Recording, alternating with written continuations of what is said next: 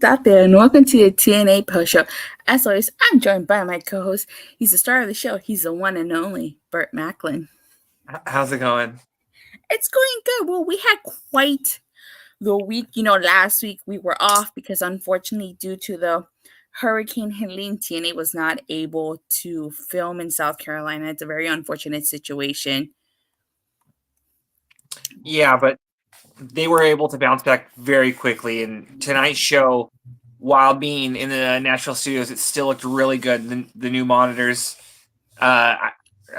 Earlier, Io pointed it out to me earlier in the show, and I didn't notice it. But once I did, I was like, "Oh yeah, it's a lot better than it had before when they had filmed there."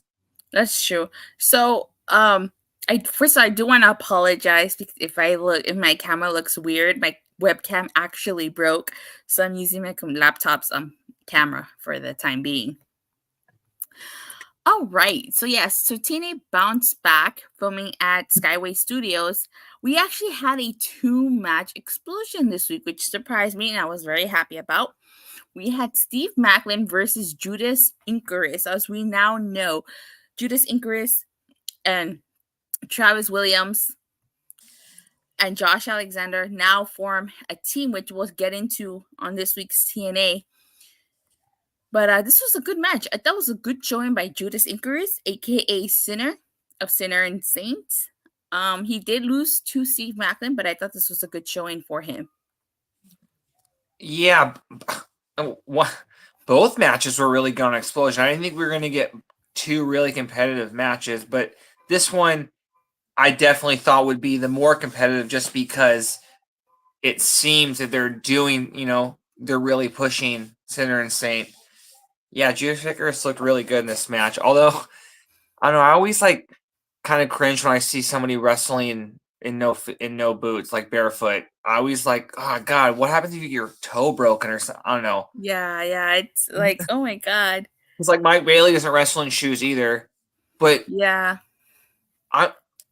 there was just something because they've wrestled before, I think 1 or 2 matches in TNA, and I think it's the first time I've seen him in a singles match.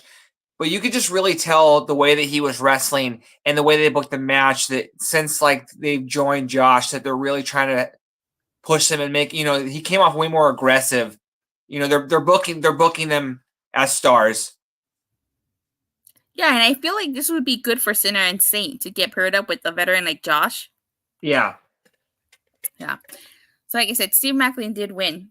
As usual, we have our Around the Ring segment. This time around, it was John Schuyler. We learned that he found a dog in the hotel lobby that he stayed at. And he was unsure. He's unsure if he'll get another pet. But I actually really like this. I'm a pet owner myself. I've got 2 dogs. So, I like hearing about people and their dog stories. Yeah. So, we get Hammerstone versus Conan Lycan. Conan Lycan was actually pretty good. He was impressive too. That's what I'm saying. Because he's an unknown to me. So same. I figured this was going to be more of an enhancement match. But yeah, they booked him. He at one point he went for the 1-legged moonsault off the middle rope. He missed that, but he looked really, really strong. He was just as I think they mentioned he was a former football player. Mm-hmm. But to me, the highlight of this match was Jake something on commentary. I think if anyone can't tell, this is the best. He's showing a lot of personality as a heel. I feel like him and Hammerstone work. What about maybe Hammer something? Did we already say that? Okay, you know what I mean? I'm always about just combining 2. I'm lazy, but I'll just combine 2. If it works. I feel like it's easy marketing. But yeah, the way he was he kept putting over Hammerstone the whole match, and at one point it made me laugh. I think Gia kept saying let's start over, and Jake something was getting very angry. This is, and I think also I really like how he basically not buried, but he's done with Diener. You know what I mean? He doesn't want to talk about that. This is the team going forward. I think that I would expect them to be at least 1-time tag champs because he mentioned it during the whole match. They should have been world champ, X Division champ. They should be all the champs. Like these guys, who's going to beat these guys? I have to say, like, Team Meat. I call them Team Meat. But, that's good too. That's good too. Yeah, Jake something on commentary was hilarious during this. He was just like, he needs to do commentary more often because he was hilarious. I really appreciated his commentary, but yeah, couldn't like it. He was really impressive doing this too. Like just like you, I thought this was gonna be a quick enhancement match, but no, it wasn't. I definitely wouldn't mind seeing him again in TNA, but right now we should focus on sending more knockouts. Definitely, and also keeping the 2-match X Division format. Yes, please. We need to keep the 2-match TNA explosion because one match is just not enough for us to talk about. You saying Team Meat again real quick, it just reminds me of, I think last week I said, because they totally remind me of that cutaway from Family Guy. So I said Team Steak and Eggs because they sing that song. They should come out with the one strap and carrying like the triangle barbells. You know what I mean? Because they're, you know what I mean? Like you said, like this team could be very, I don't want it to be a comedy gimmick, but you know what I mean? Like, I'm surprised they didn't say coming out like weighing like 800 pounds. You know what I mean? Like these guys are jacked. They're definitely eating their protein. They should run to the tag team division on their way to the tag titles. Who? The System of the Champs, right? Yeah. After a quick run, I definitely think that's where the division should go, just because there's really like, I think we're at this point, even though there are more teams, it's kind of going back and forth between the System and ABC, and they should give it to somebody else. Oh, I think the tag titles are going to be won by somebody else, but we'll get into that as we get into the weekly show review. All right. So this week's TNA, before we start talking about the opening contest, let's talk about this Mike Santana promo. He called out Moose. He finally called out Moose. And he was basically talking about how they live the same struggles, that, you know, Santana created something from nothing just like Moose did. But he was basically talking about how Moose forgot who he was and where he came from. Now, I gotta say, if that's the best money, if that's the best security money can buy, I want to know, like, where he got that security from.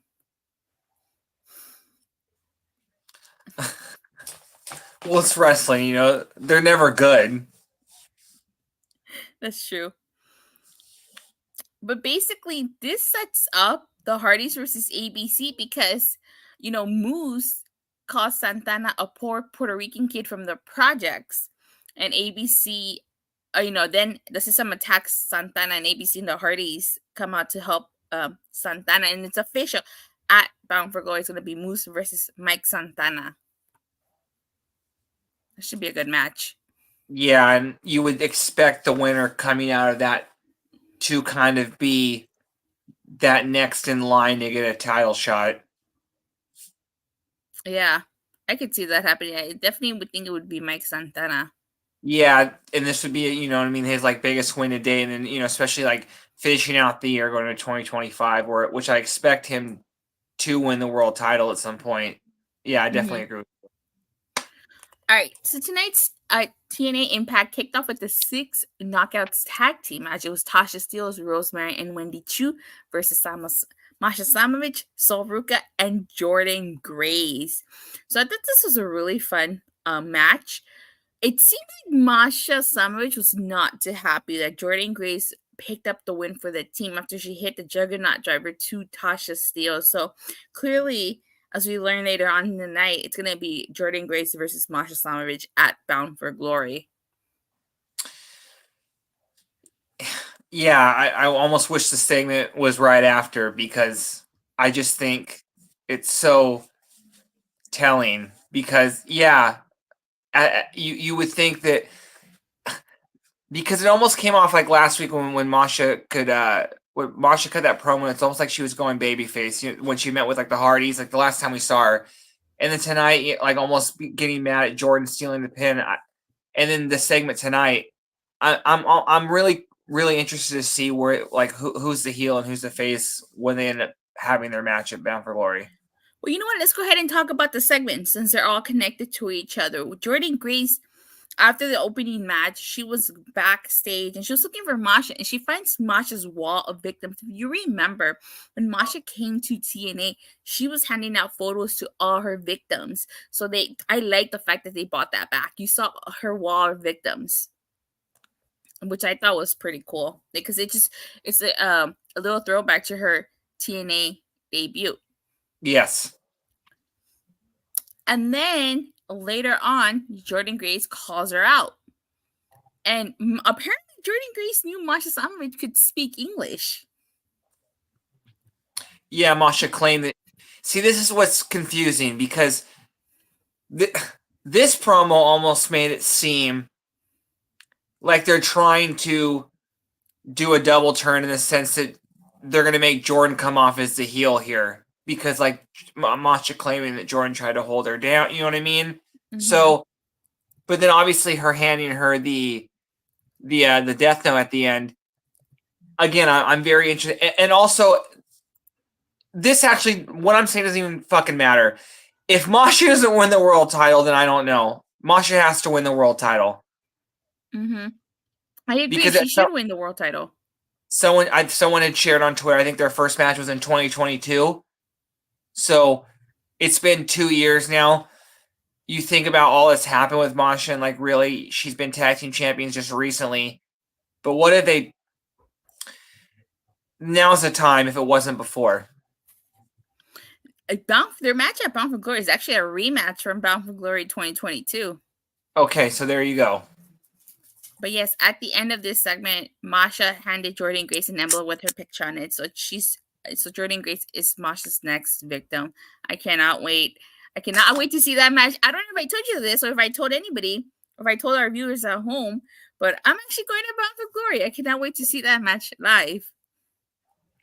That match should main event, in my opinion, but I could see the world title main event. But since they're on the same level, those titles are on the same level in TNA, I wouldn't mind the Knockouts title main eventing.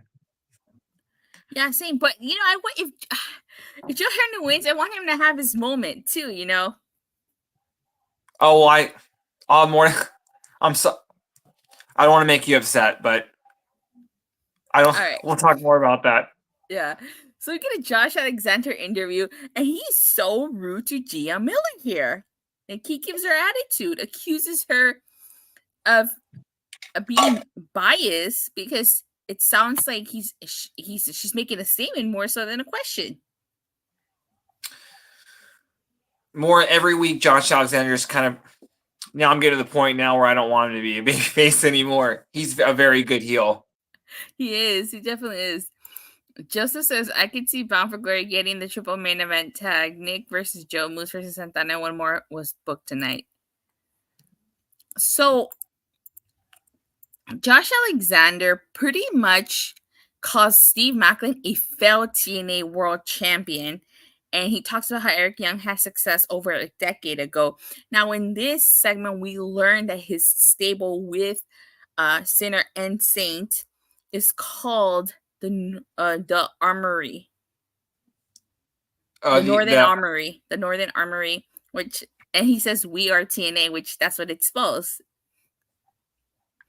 Yeah, so we should probably change the thing at the top then, since they're what TNA stands for now. Not what it right? Total nonstop action be like the Northern Armory Wrestling. If anyone's listening to this from NXT and then they're listening from WWE, maybe we could get the Northern Armory versus American Made. Oh, that would be really cool. That'd be very good, and I think would main event any building, anywhere. Well, you need a female, so I just throw in Jody Thread in there. She's Canadian. Yeah, I would. It'd be interesting. Yeah, if they were gonna throw a female in there, that'd be interesting. Joseph says the fact that Josh as a group should cement him as a heel. Northern Armory is a good name. Not sure if it's Armory or Armory. Well, since they're Canadian, it's probably Armory with the U, but For us, it's probably ORY. Yeah, but I adding the U, I like that. Same. Now I have to say, if I had one complaint is they don't Sinner and Saint. They need How can I say this? I don't want to say they need a makeover, but they need to look more heelish. I'm not buying the white T-shirt here. Well, they look kind of indie right now. They're gonna get gear. Yeah.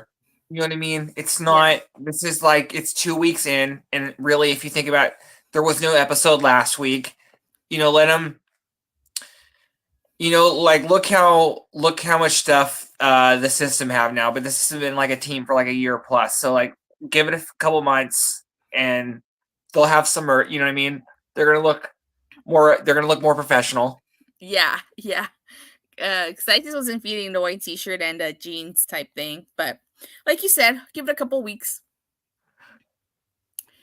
So we have a Nick Nemeth promo / segment, and again he talks about how he's putting the hit on Len against Joe Hendry, and so Joe Hendry does come out here. Hold on. Justice says, I think by after Bound for Glory, this group should have its look. We have to remember there was no episode last week to the tapings being moved to their home base thanks to Helene. Yeah. Oh, yeah, you're probably right. So, Joe Hendry comes out, and one of the things that he brings up, you and I have talked about here. Joe Hendry asked Nick Nemeth how much is JBL going to affect their match, and Nick Nemeth quickly tells him he doesn't need to worry about JBL, which I think is interesting. I've said before that if you want to turn Nick Nemeth heel, how do you do it? You have JBL interfere in the match, and I think that you should have Nick Nemeth play it off like he had no idea that JBL was going to be there. Like, he didn't know JBL was going to be there, but he actually did, Personally, that's how I would do it. But if you do want to turn him heel, have JBL interfere. That is the best way to do it in here. But that's just me personally. But what do you think? I thought that was really interesting that he asked him that. It's a singles match because Kazarian lost. It was that they were a number one contender 2 weeks ago, right? Kazarian and Joe Hendry won. That's what happened. Okay. Well, Joe Hendry's not winning at Bound for Glory. I think it's dagger. I think it's pretty obvious just because, again, I just don't, because they're not doing anything before that. Yeah, JBL's going to get involved. Nemeth's going to turn heel. Like, I think it's pretty obvious. They're going to keep waiting to put the title on Joe Hendry. So, I don't know what you want me to say. I just don't see him winning yet. You just keep screwing Joe Hendry over. What do you? It's not. I just think it's not. It's not me. It's just I don't see. They keep the way that they book him. It just doesn't seem like they're going to put the title on him. The way as soon as he brought up JBL, and we've talked about that again. I'm just always thinking it has to be a heel versus face. I just don't see Joe Hendry. There has to be some sort of like juice in this feud. Like what you know what I mean? We have to hate somebody, there has to be a heel. That's true. We do have to hate somebody. Because if you think about, look at this, you have JBL turn heel on him, and it's almost like JBL and him do like a character. Remember when JBL was up in the rafters talking shit to ECW? Mm-hmm. You know what I mean? They could almost do a character like that.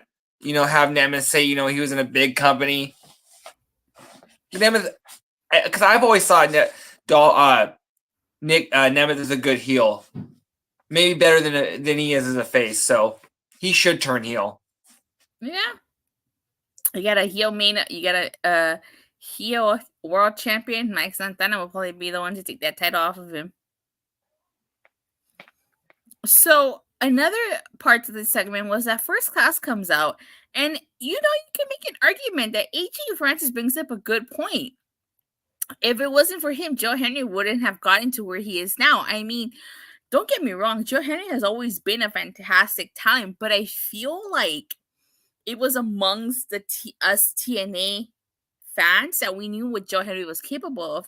But when he did when he performed "Can You Please Get Fired" or banned from diving, that took him to a whole new level. So maybe you can make the argument that AJ Francis is correct here, that if it wasn't for him, Joe Henry would not be in the main event here. You know what? That's true. That's what I was listening to that wrong. I thought you were saying that it's Joe Henry. No, yeah. First Class coming out there. Stars. Casey Navarro doing a great job. Just oozing confidence. Yeah. Every time I will never recognize him, call him top flop dollar. Every time First Class comes out, that should be the world champion. They're so good. And let me just say, I think this is I actually think this is the TNA's best reclamation project, because they'll take someone who's maybe just not gotten a chance. You could argue that Top Dollar was a bust in WWE. You know what I mean? And so for him, they did a 360. They went around did a 360 3 times. You know what I mean? They made him a star. I really like this. Yeah, I have to agree with you, because when AJ Francis first came to TNA, I was like, oh God, they brought in Top Dollar. And I wasn't a huge fan of AJ Francis, but it's to TNA play to his strengths. And that's one thing that TNA does great. They play to people's strengths. They know how to showcase them. I mean, look at Li Ying Li. You said it yourself, with one match, TNA got you interested in her. Yeah. That's just because they give people a little more. Yeah. They give people time. And again, to keep people, you have to actually give people a chance instead of, you know what I mean? And that's what TNA does. Yeah. I like the fact that Henry was like, which song were you talking about? He didn't remember. He was can you please get fired? Or the band from diving. This was a really fun match. It was. Joseph says, I would say I like this version of First Class better than the original. Casey Navarro has been doing a great job while TNA figures out what to do. I'll get more into that when we get into the main event, because I have some stuff I want to say about that too. So Santana Morella comes out, and was it me? Did I not hear correctly? Maybe I need to clean out my ears. Did he call First Class Fish Class? Yeah, he was called. The gimmick of him not being able to pronounce people's names is very funny. That is true. That is very true. We find out that the main event is Joe Henry and Nick Nemeth versus First Class. All right. So I should say, Reckless Elegance segment, and we see Ash by Elegance and her concierge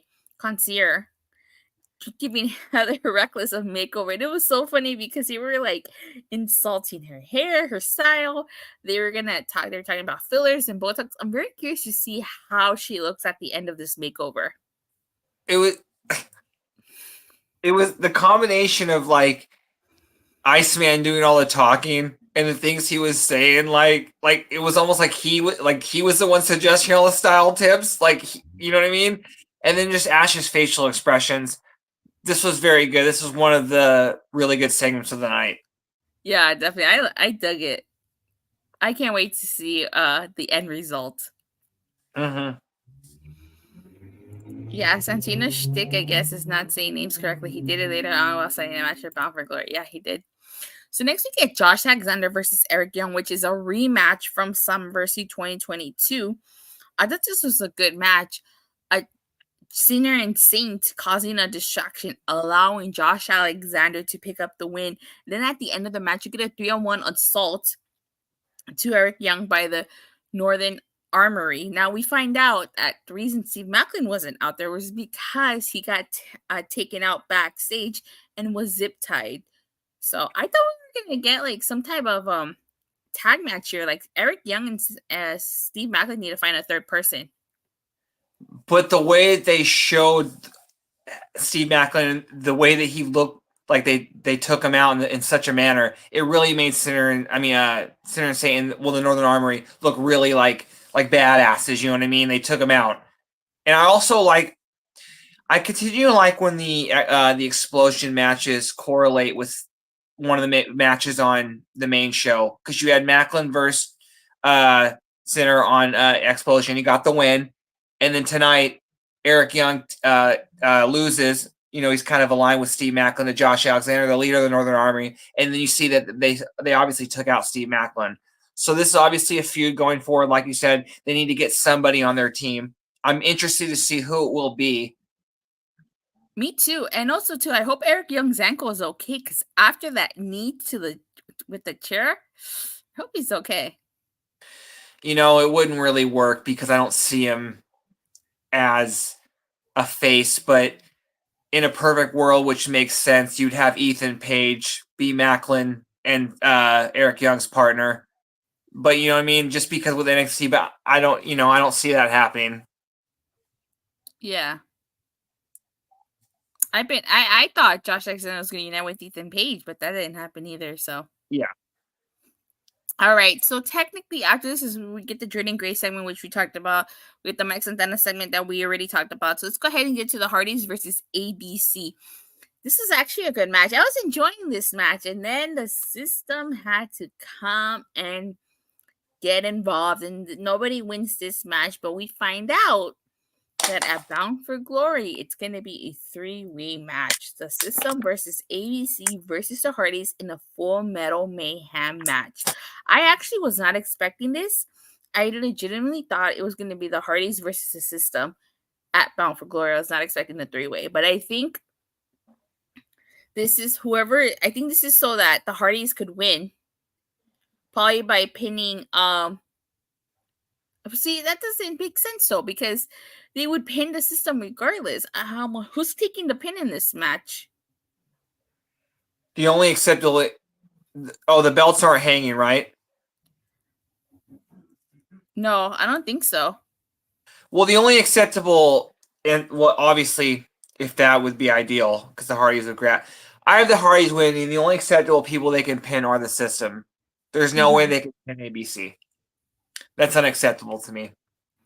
So, Joseph says NXT has a pay-per-view in Philly, Halloween Havoc, literally the next day after Bound for Glory. It would be cool for Ethan to cross back home for one night, but timing-wise ain't good. Yeah. So I'm actually looking forward to that match. I think this is going to be a really fun match. The Full Metal Mayhem match. Obviously, ABC will be the stars just because, for, fresh legs. I see them doing the craziest shit. But the Hardys are gonna Hardy. Jeff's gonna do something insane.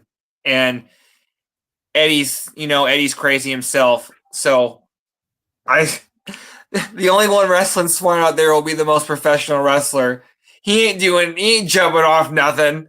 So, and good for Brian Myers. You know what I'm saying? He's walking fine. The Hardys walk fine after all those years. Yeah, you're right. You're like, the Hardys are gonna Hardy. I'm just saying they always look a little sore. But yeah, you're right. But I'm just saying I just don't see Brian Myers doing anything too crazy. Yeah, same. Jeff's gonna get the highest ladder and jump off to the lowest point. Ooh. He always does. You'll have to take video of that.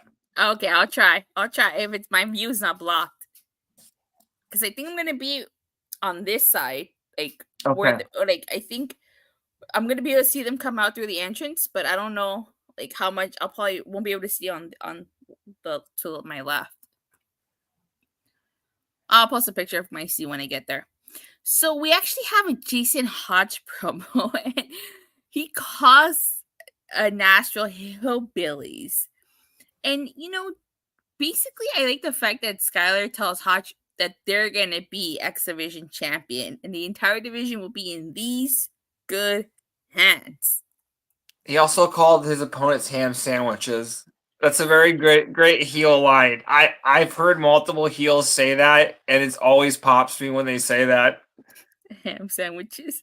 I've heard Kazarian say that back in the day. I mean, not Kazarian, but Christopher Daniels. So yeah, I've heard that multiple times.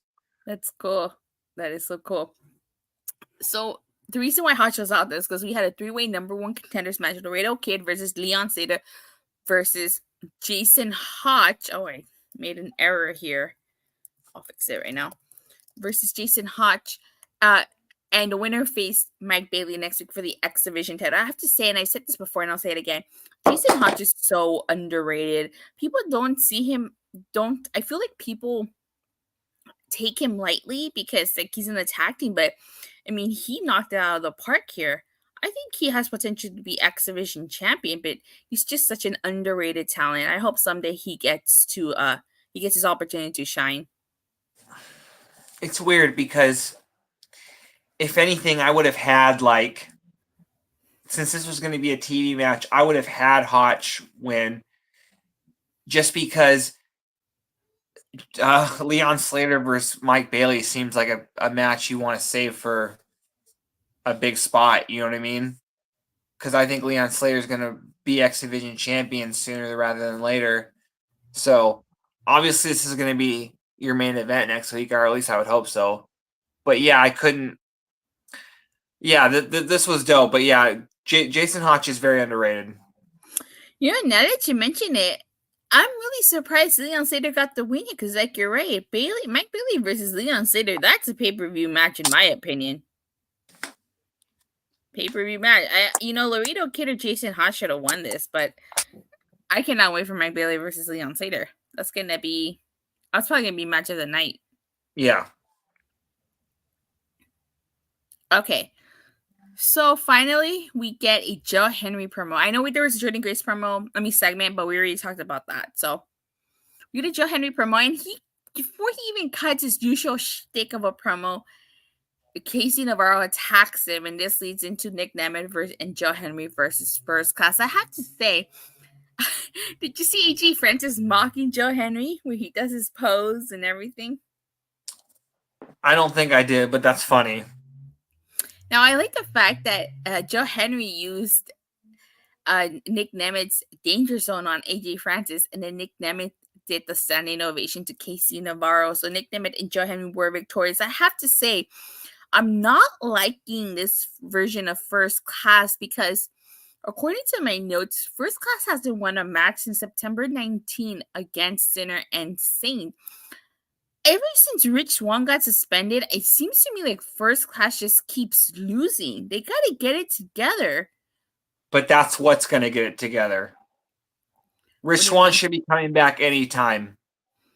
And then there'll be a full unit. You know what I'm saying? I think that's like the plan here. You know what I mean? I see this being a 3-man unit, and I see, because what was Rich suspended for, a month? It didn't say how long he was suspended for.